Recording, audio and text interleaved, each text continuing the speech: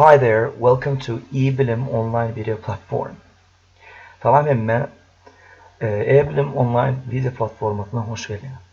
Today we will kick off upper intermediate course from Headway 4th edition. The course starts with Unit 1. The title of our unit is Home and Away. During the first unit we will altogether cover the 10 system, the recognition of the all systems and 10 systems of English. Secondly, we will deal with informal language. İkincilikle gepleşik, yani resmidel şekilde alıp bağlayan gepleşikler. Thirdly, compound words, koşma adlar.